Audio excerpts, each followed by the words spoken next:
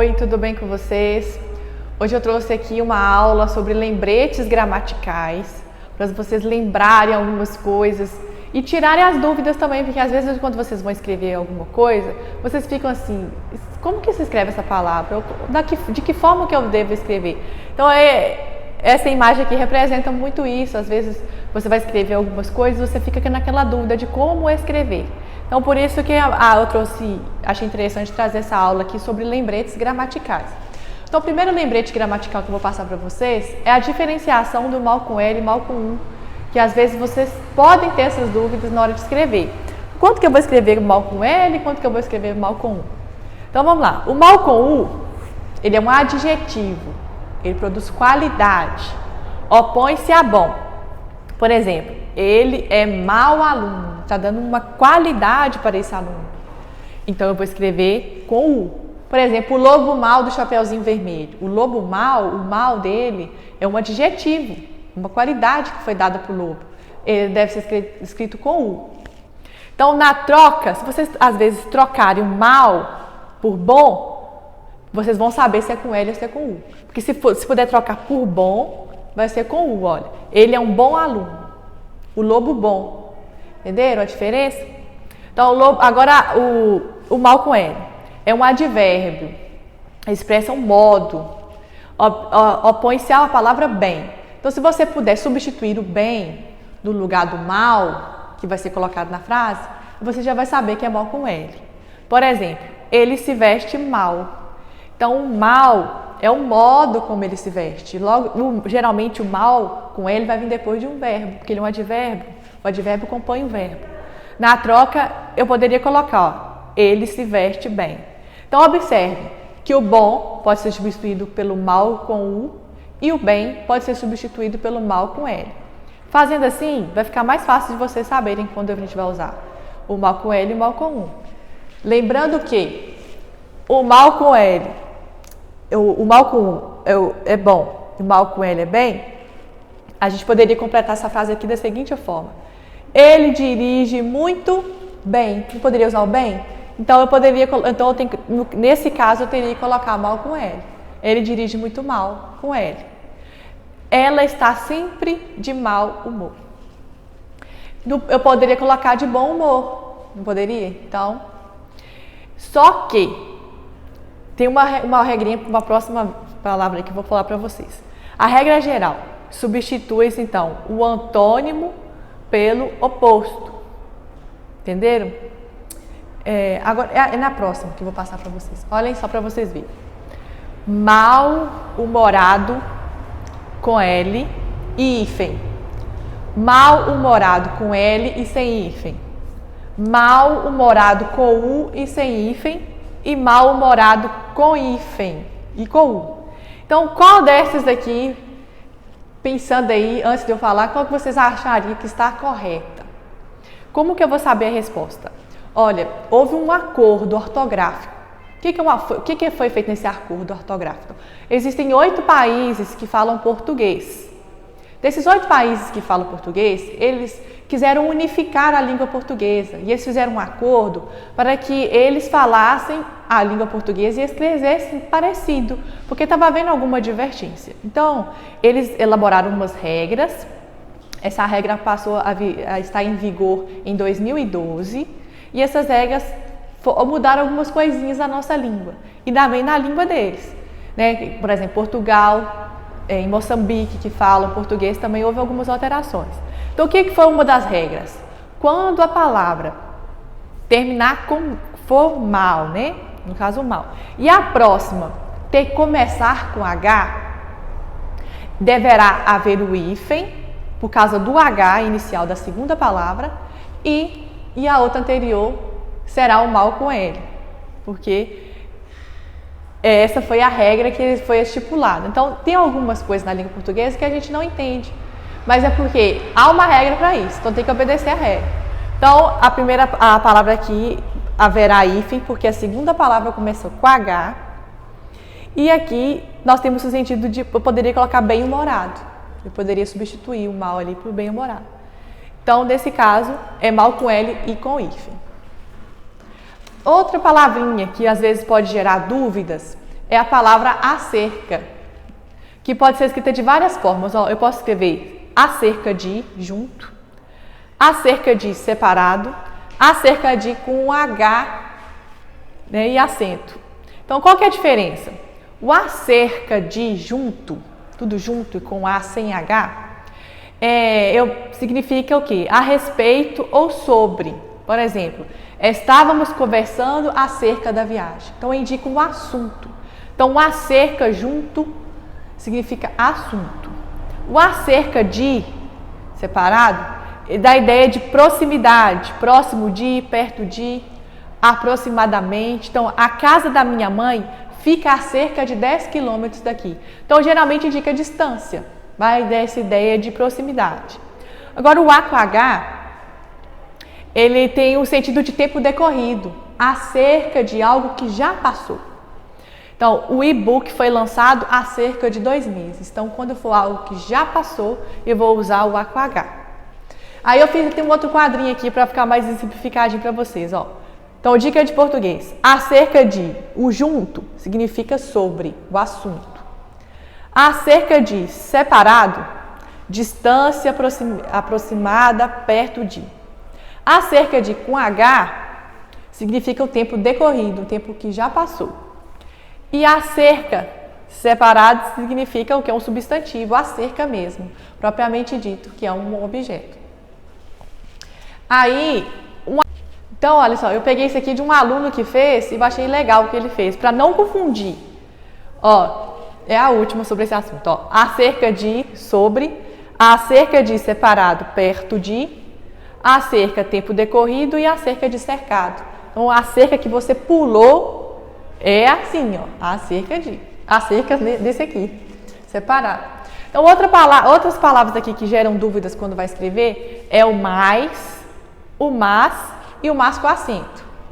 Então, quando que a gente vai usar? Então, o mais é um advérbio de intensidade, daí indica quantidade. O mas é uma conjunção adversativa, que vocês já aprenderam comigo nas orações coordenadas. E o mas com acento é um adjetivo, da ideia de maldade, né? Ser mal. Então, por exemplo aqui, ó, gosto de matemática, mas prefiro português. É o meu caso, tá, gente? Não sei se vocês gostam de português mais que matemática, mas é o meu caso. Então, eu prefiro, gosto de matemática, mas eu prefiro português. Todos querem mais paz, da ideia de quantidade, né? O advérbio de intensidade, mais. Ele sempre teve más intenções. Então, é um adjetivo, dando uma ideia de qualidade. Então, observe aqui, ó. O que está de vermelho está errado e o que está de verde está correto. Preciso de mais chocolate, da ideia de quantidade, eu uso mais. Quero mais balas. Então, está errado. O certo seria quero mais balas. Devo estudar, mas estou com sono. Então, da ideia de oposição aqui, né? Eu deveria usar o mas mesmo. Já vou, mas antes me dê um abraço. Já vou, mas antes, né? Não seria o mais, seria o mas. Ficou um pouco escuro aí, mas eu estou falando para vocês, vai dar para vocês enxergar. Então, o mas é da ideia de porém, todavia, entretanto, uma conjunção adversativa. O mais é o oposto de menos. E o mas é o oposto de boas. Então, olha uma atividade aí, ó. Houve mal entendido por causa desse fenômeno. Não, houve mal entendido acerca desse fenômeno. Então, acerca, quando foi identificado assunto, vocês viram comigo que vocês têm que escrever junto. E aí, no caso, quando for, for de advérbio, né? Houve o quê? Mal entendido. Aí, no caso, teria que ser mal com L. Então, a letra A resposta é certa. Os estudantes mal receberam seus trabalhos e ficaram muito preocupados, pois não esperavam um mau resultado e foi o que acontecera. Então, na primeira, mal receberam, da ideia, é um advérbio, da ideia de modo. Então, é mal com L. E na segunda, dá uma ideia de adjetivo, é um resultado mau resultado, é um adjetivo. Então, vai ser mal com L e mal com U, letra C. Outras palavrinhas aí que geram dúvida na hora de escrever é o porquê. Porquê separado com acento, porquê junto e porquê junto com acento. Eu dei um menininho doidinho aqui, ó, porque ele não tá sabendo como que usar. Então, olha, os usos dos porquês. Porquê separado. Início de pergunta e pergunta indireta também, olha. Por que você está zangado? Então, no início de pergunta, eu uso o porquê separado. Não entendi por que você está zangado. É uma pergunta indireta. Também usa separado. O porquê usado em respostas. Eu estou zangada porque tirei uma nota ruim. Então, eu estou explicando. É uma oração coordenada explicativa que vocês aprenderam comigo. Porquê, com acento, vem no final de pergunta. Você está zangada por quê? Então, quando for final de pergunta, com acento. Porquê junto, depois de artigo e tem a função de um substantivo. Por exemplo, não entendi o porquê de sua irritação. Quer dizer, eu não entendi o motivo, a razão. Depois de um artigo e tem a função de um substantivo. Olha que legal aí, ó, que eu coloquei. Eu achei muito legal esse aqui, que ele usou todos os porquês em uma história, em uma tirinha. Por que é separado? Então aqui, ó, pergunta, tá separado. Por que não é junto? Porque não é junto. Porque não é junto. Mas por quê? O porquê eu não sei. Então olha para vocês verem. Aqui usado para fazer pergunta. Por que na resposta, junto. Por que na pergunta, final de pergunta, tem que ter acento. E quando for ideia de motivo, depois de um artigo, ele é porque junto e com acento. Então, esse quadrinho aqui, ele respondeu todos os nossos porquês. Pergunta, resposta, fim de frase e aqui o substantivo. Eu achei legal. Então, aqui só para resumir, ó, usado sempre em final de perguntas, o porquê, com acento. Usado para as respostas. Usado sempre depois do artigo. Gente, o artigo geralmente vai ser o ou.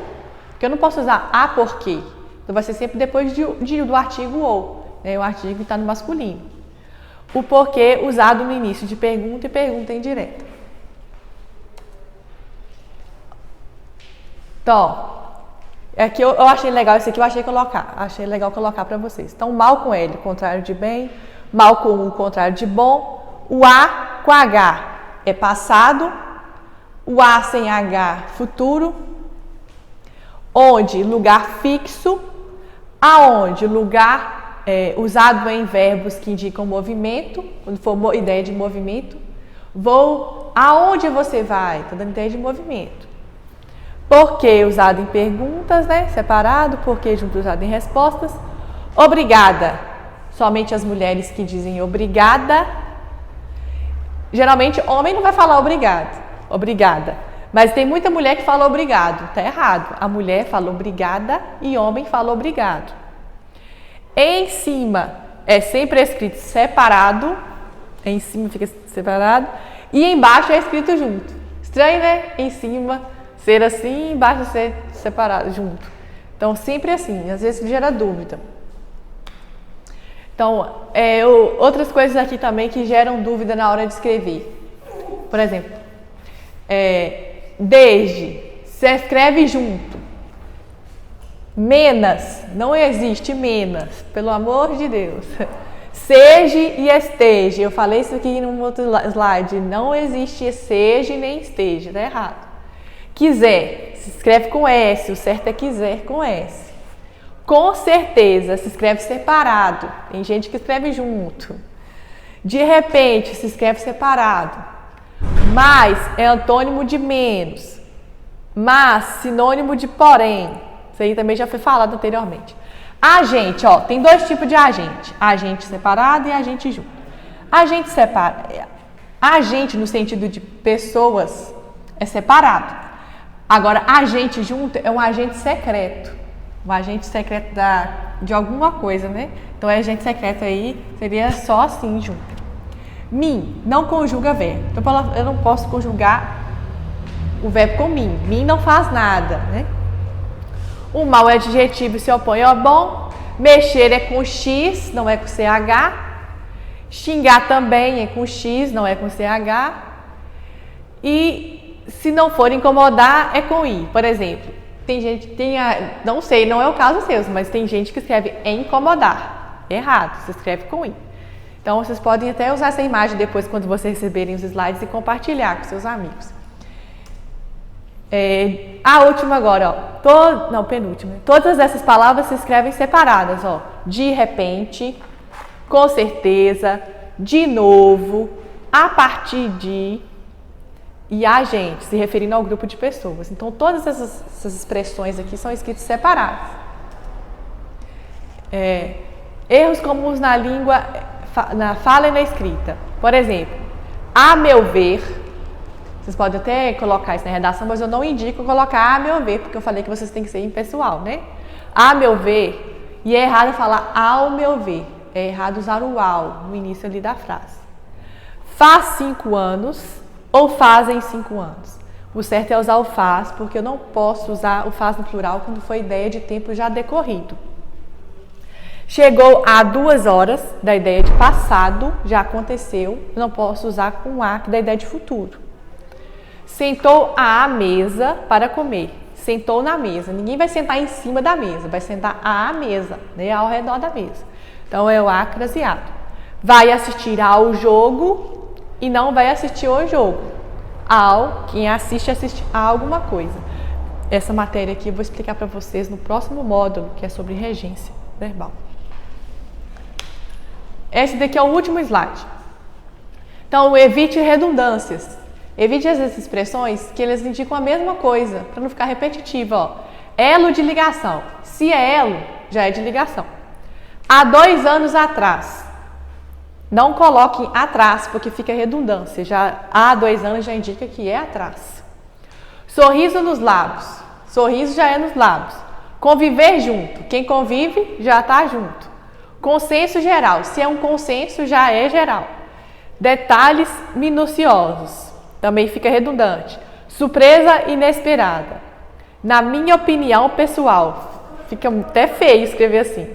E novo lançamento. Novo lançamento, geralmente eles usam para enfatizar em propagandas e tal, mas ele é redundante. Então, gente, eu espero que essas dicas aí venham acrescentar a vocês algo novo em relação às dicas de língua portuguesa. Eu acho que eu pretendo para o próximo slide trazer para vocês as novas regras ortográficas para vocês fixarem e entender por que algumas coisas acontecem na língua portuguesa. Eu acho que vai ser interessante. Então, eu vou mandar a atividade para vocês em PDF, tá bom? Então, fiquem com Deus, até a próxima aula.